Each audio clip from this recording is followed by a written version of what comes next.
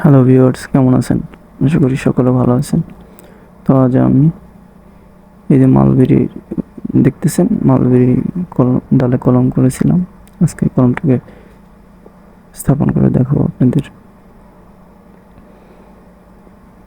দেখতে পাচ্ছেন যে অনেক শিকড় হয়েছে। চলেন মাটিতে প্রতিস্থাপন করি।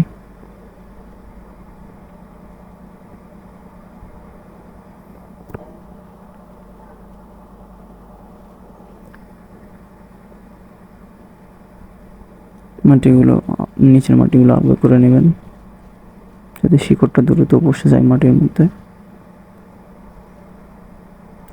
এরপর পাশ থেকে মাটিগুলো একটু চাপা দিয়ে টাইট করে দিবেন, যাতে কোনো দিক নুয়ে না পড়ে। এরপর মাটি দেওয়ার পরে হালকা করে পানি দিয়ে দিবেন, যেহেতু মাটি ভিজা আছে বেশি পানি দেওয়ার দরকার নেই। পরে মরা ডাঁটা কেটে দিলাম এবং হয়ে গেল।